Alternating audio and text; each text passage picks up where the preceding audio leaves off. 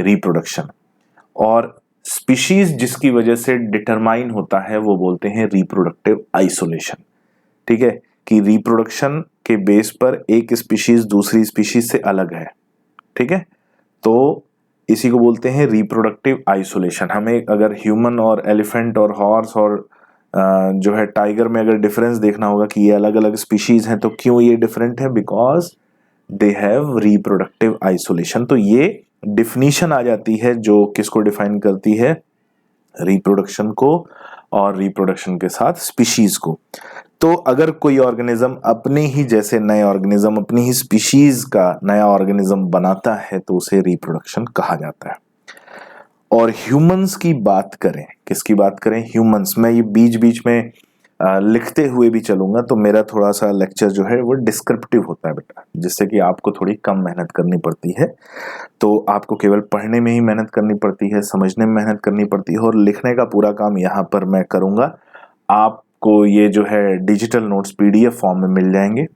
इसको आप PDF form में सेव करके रख लेना, ठीक है, और ऐप में भी आपको मिलेगा, लेकिन इसका प्रिंट आउट मत निकालना। ठीक है, प्रिंट आउट क्यों नहीं निकालना वो मैं बता दूं, क्योंकि नोट्स जो हम बनाते हैं ना, तो यहाँ पर हमने ब्लैक बैकग्राउंड चूज किया हुआ है। कैसा बैकग्राउंड? ब्लैक। अगर आप इसका प्रिंट आउट निकाल भी लोगे तो आप ही का नुकसान होगा। ठीक है, प्रिंटिंग कॉस्ट बहुत ज्यादा पड़ जाती है। अब ऑनलाइन में क्या होता है, व्हाइट बैकग्राउंड पे अगर हम ब्लैक में लिखेंगे तो वो आंखों को बहुत ज्यादा इरिटेट करता है। ठीक है, तो ब्लैक बैकग्राउंड में व्हाइट पे हम लिखते हैं तो वो हमारी आंखों के लिए प्लेजेंट होता है।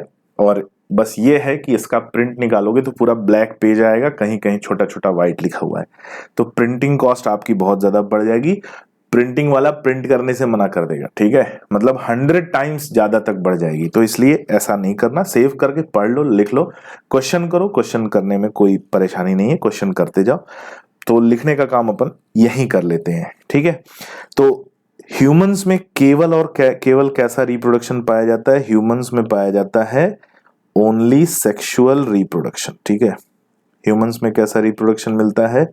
ओनली सेक्सुअल रिप्रोडक्शन देखने को मिलता है, इसलिए ये बात याद रखनी है। तो humans perform only sexual reproduction, केवल सेक्सुअल रिप्रोडक्शन परफॉर्म करते हैं। और कैसे होते हैं? वीवीपैरस। वीवीपैरस का मतलब give birth to young once,